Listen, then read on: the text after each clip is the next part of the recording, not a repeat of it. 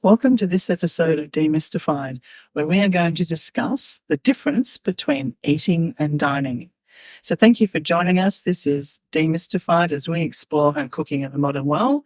And I'm Linda, and I'm here with my friend Paul. Hey, Paul. New intro. How are you? New intro. You're back from the USA and Canada. And Canada. Very excited. Yes. To catch up at last. And about a COVID on the way back. That was good. That was awesome. Yeah, isn't it? Yes. No, trip was good. Trip was, eye-opening. First time to North America. Yes. And I saw on some of the posts that you were making that you were enjoying some very fine dining. Yes. And I suppose that hence of today's topic du jour, if I can call it that. So I had quite a few memorable food experiences while traveling. But I'm going to pick on probably two, and they were both in New York, and they were both vastly different. But for the timing and the mood that I was in, and the frame of mind that I was in and everything, they were both equally as good. But there is a distinct difference between eating, stuffing your face and fueling your body and dining. And I think often fine dining has become a bit of it's not like it used to be, right? Like it used to be this big special. It's like, I kind of think of it like, I think back in the day, people would get dressed in their finest to jump on a plane. Yes. Right? Exactly. So, and I think fine dining has sort of gone by the wayside of like, oh, no, it's all a bit too stuffy and we don't want to get dressed up. Well, I mean, to a degree, we don't want to get dressed up. But yeah, I probably had what some would term as a older school fine dining dinner. And I also ate at a rough house ready deli, proper old school American 1960s deli. And they were both delicious, both really, really different, but both delicious. They're both like experiences, but one was just eating for the sake of eating. And the other was a dining experience. So my dining experience was per se. So those of you that have listened before know I have a man love with Thomas Keller. So I was very, very fortunate. I did put myself on the wait list when I found out I was going, and I did sort of write a letter begging and pleading to find me a spot. None of that came to fruition, but fortunately a colleague of mine who works in New York knows everyone. And when I say knows everyone, he actually does. It's not a lie. He knows everyone, and he sort of took it as a bit of a challenge. And then he said, "Where would you like to go?" And I said, "Per se." And he was like, "Oh, okay, I didn't mean that much of a challenge because it's about 6 months wait to get in if you're regular Joe Punter." So with literally like less than 2 weeks notice, he got us in. So wow. Yeah, I did write him a handwritten letter thanking him, telling him how much it actually meant to me to just go and experience it. But you did. Yeah, so I mean, they did I don't know how he pulled the strings that he pulled, but I got a full tour of the kitchen, chatted to the chefs, got a full tour of the wine cellar, the whole place. Like they just opened it up. So yeah, it was quite amazing actually. I'm very fortunate. And they printed off the menu for me. Yes. Yeah. To the listeners, I got shown that menu with the question, "Are your hands clean?" Yes. Well, that's okay. Yeah, because that for me was a bucket list.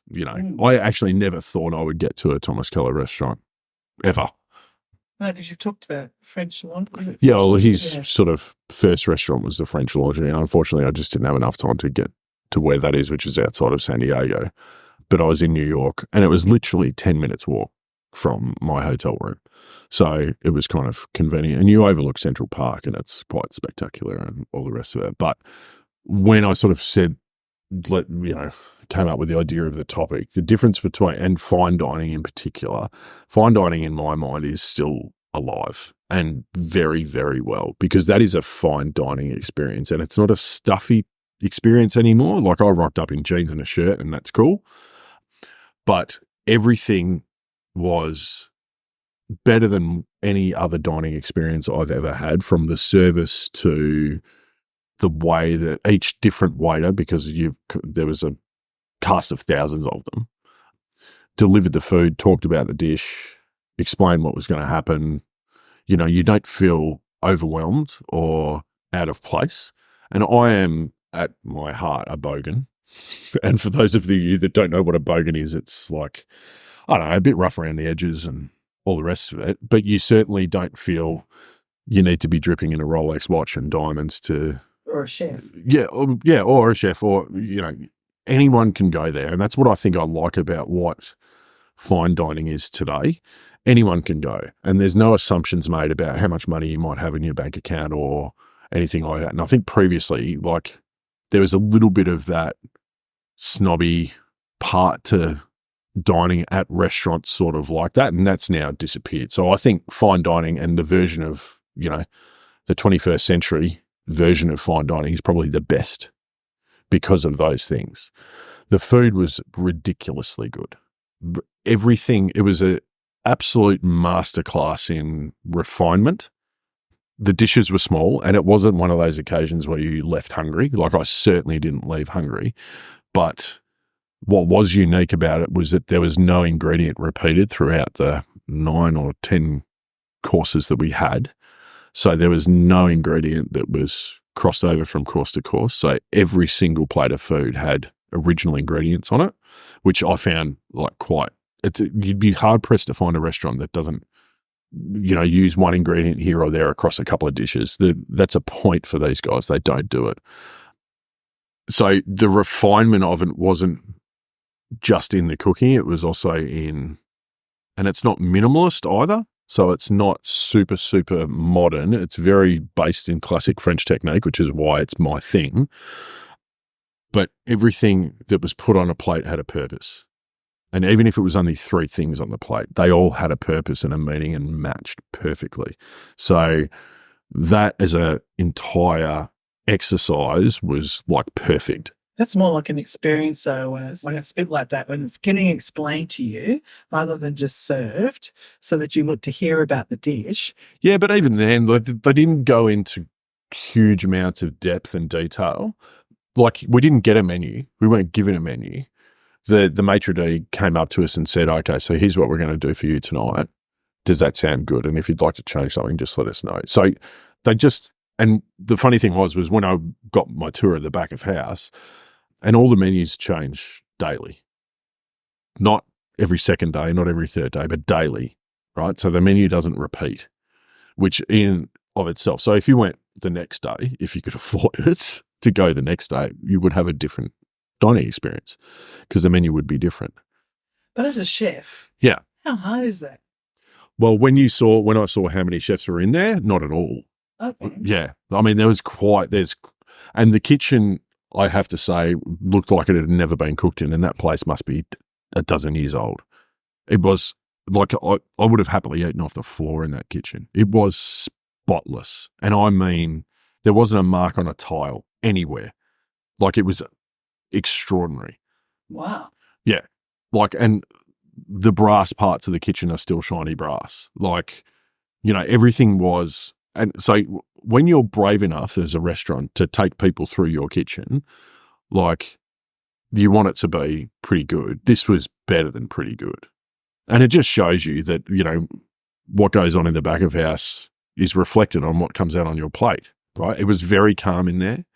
And I mean, they're doing 9 or 10 courses there must have been 50 people in there. You know, that's a lot of food. Yeah, and it's all coming out at different times. And I mean, you have a chef running a pass because you just need to, because, you know, we might be on course 4 and you might be on course 7, but it's all got to, you know, come together, and you've got different parts of the kitchen working together to put the dish together. So there's a lot to do, but it was very, very calm. All the chefs stopped and said hello. They stopped working, said, "G'day, how you going?" Allow me to take a couple of photos. So it was like, yeah, a proper experience.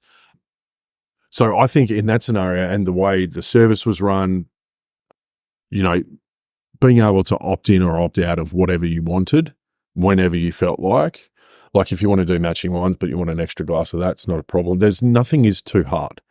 No, nothing. So no request is too rich, but it's not snobby. You know, it's just like, and you would basically sit in there, and although it was we're reasonably well spaced out, we did chat to the people across from us, and the person that I was with, we were sort of guessing, you know, going, oh, these people come here all the time. Now, we just made an assumption about other people in the restaurant, and we got chatting to them. Now, they were there for their 30-year wedding anniversary and had been booked in for 6 months and been waiting forever to visit a Thomas Keller restaurant. So they were much like us. So you're close enough to people but far enough away that you feel like you're the only people in the restaurant, and you feel like the staff are there. Like, my water was not empty, not once. Like, they see everything, and everything is considered, and the timing that the food comes out, everything is like, I cannot stress the level of training and execution that they must go through to get to that stage. And it is worth every single, like, I've been to Michelin star restaurants. This is next level. Like, it is worth 3 Michelin stars every day of the week. And it has been for years and years and years. Conversely, my deli experience, so I got a bit of a tour of New York City from a chef that I was working with over there. And we went to a rooftop bar, and I got to sort of overlook New York and New Jersey, and that was cool, and everything was great. And he said, we should get some food. And I said, yeah. He said, what do you feel like? And I said, I just want something like simple, like really, really simple. Like, I don't want to go anywhere, because I knew I had per se coming up. But I said to him, I want something quintessentially New York, something that says that you have been to New York. So he took me to Katz's Deli. Now, Katz's Deli is very, very famous, and it's famous because it's in the movie When Harry Met Sally, when she does the pretend scene at the table. And they actually have that table marked in the deli. But the funny thing is you walk in the door, you get given this little yellow ticket, like a ticket stub, an old school movie ticket stub, and you cannot leave without this ticket, right? Because basically that ticket, everything is that you order is written on this little yellow ticket, and then you pass the ticket at the front door and pay before you leave. And this is how it all works, right? And you basically walk up to this massive deli counter, and this isn't like some stale UV light deli counter that we would associate with a deli counter. This is essentially a counter which is a massive, it must have been 15 to 20 meters long, and it was all sectioned out, and each section had a number, and they were the cutter numbers. So the guys working behind those sections, you could go to cutter 1, cutter 8, cutter 6, cutter wherever there was less of a queue, because it was heaving. The joint was packed. So this guy who I was with took me there, and he goes, okay, this is what we're going to have. We're going to have pastrami on rye and a matzo ball soup. And I'm like, okay, you're showing the way here. So anyway, we walk up to the counter. He says pastrami on rye. So the guy who's the cutter doesn't really interact with you. He just wants to know what you want and then move on and get out of the way because someone else is waiting. So it's not a super friendly service environment. And you get your food on the plastic tray and you take it over to your table. There's no waiters. The floor is covered in breadcrumbs, like covered in breadcrumbs. The chairs are shitty and old. The tables are rubbish. But I watched him sort of turn around and face the other way and sort of open this massive vat and pull out this pastrami, right? This whole pastrami. And then right in front of you, he sort of trims off the fat and he just scrapes it straight onto the floor. And the sort of part of their waist where their apron is just covered in crap from the pastrami hitting their waist and then dropping onto the floor. So they're the offcuts. And this is how much they churn through, right? Because they are just pumping out pastrami, corned beef, and various other things that they do. The menu is this 1960s font, sort of tried to be updated because the prices have increased since 1965. But, it's all a bit of a mishmash. There's a wall of photos of famous people that have gone in there. So it's uber famous, this place. So anyway, he's got this pastrami, takes all the trimming bit off and then all the fat bit off, and then slices this thing like grease lightning. Like it was fast, like properly fast. And you can tell this guy could do it in his sleep if he wanted to. And then they get 2 bits of rye bread, and not huge, right? 2 bits of rye bread. He slaps a bit of mustard on it, puts some pastrami on top. The pastrami is just sliced, puts another piece on top, slices the sandwich in half, puts it on a plate, and that's it. And that is it, right? So barring the soup, which was fine, right? I've had matzo ball soup before, and yeah, it's good. And basically, we were just trying to soak up a bit of alcohol that we'd taken on board. So the guy I'm with, we find a table because there's no, you just got to squeeze your way in where you can. You just find a table. So we found a table, sat down. Now, we only ordered one sandwich because they are, I don't know what that is, that was 4 inches thick. Yeah, 4 inches thick. And it's 2 pieces of bread and just a shit ton of pastrami. So he's like, try this. So I take my half, I take a bite, and I was like, oh my God. Like, it was, now, per se is one thing, right? Exercise in refinement, everything, total perfection. This was easily as perfect. Now, yes, it was the time, it's the environment you're in, and it's all these sorts of things. But that half a pastrami sandwich is one of the best things I've ever eaten. Now, it was about a thousandth of the price of going to per se, and there's no service involved, and there's no alcohol, and there's no this, and there's no, I think you can buy beers there or whatever. But the difference between eating and dining sometimes isn't as far away as what people think it is, because you can find perfection anywhere. And that was absolutely perfect. And we didn't have a skinful, we weren't drunk or anything, but it was just that gritty sort of side of New York that I wanted to see. And it was perfect. Like, that pastrami was one of the best things ever.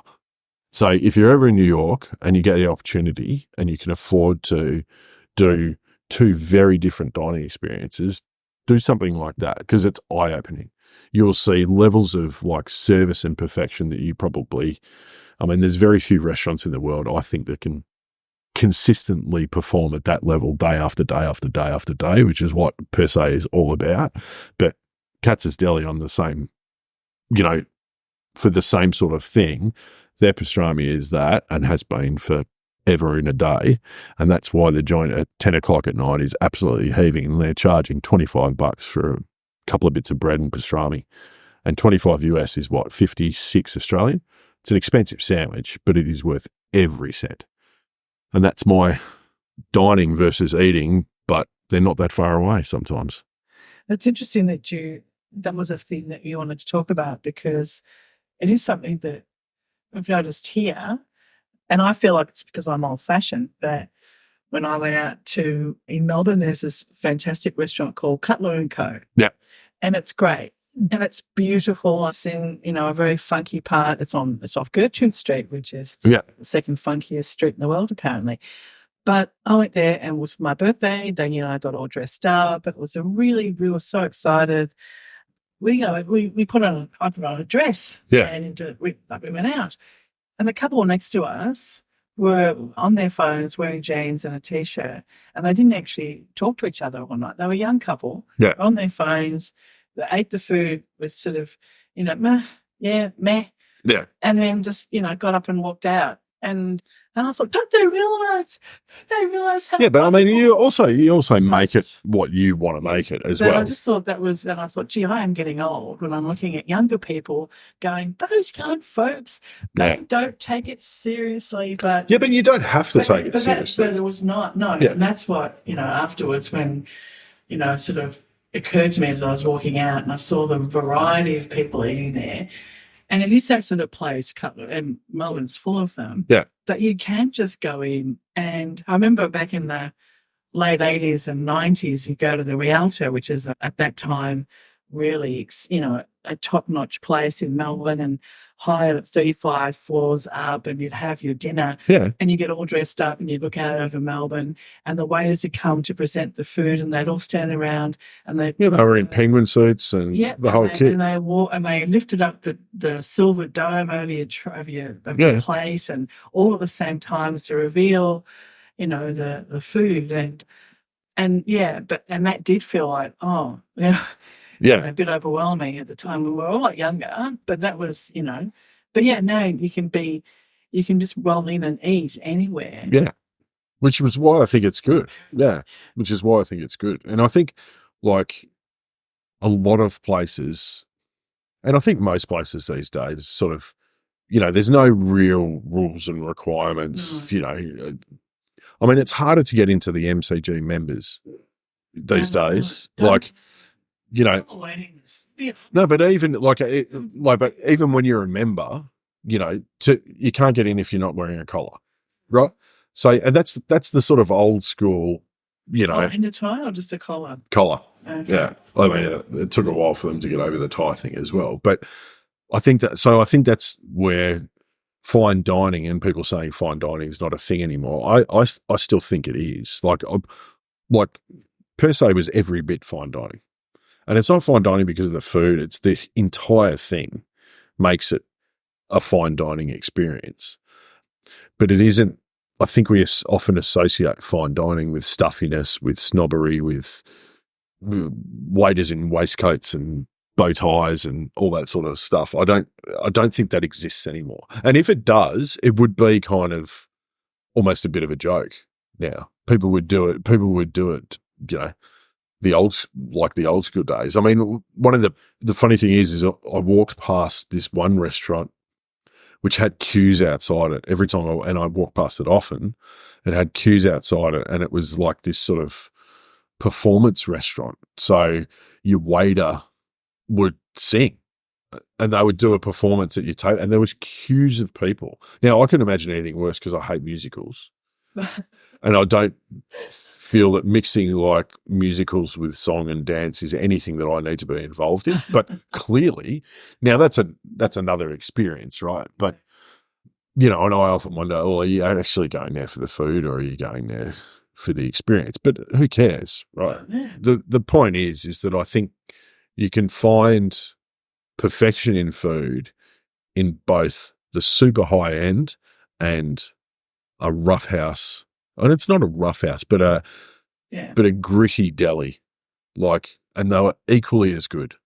And I never thought I would say that, but they were equally as good. So there you go.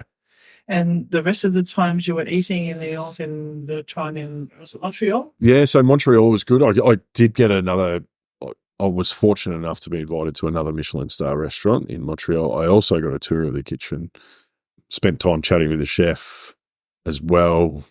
He showed me some ingredients that we just don't get here, so I was very interested to chat to him and talk to him about that. That was another, you know, experience, and they were being super. It was almost too much. The food just kept on coming. It kept on coming. So we actually ended up having to say stop because it was just, and we decided to do matching wines with that. So it got a bit, a few times I stood up, but that was another, you know, another experience. But I think those two in New York were so different, but so good at the same time. New York's a really interesting place. I mean, I know, look, 4 days was enough for me. I don't need to be in New York longer than that. That's enough.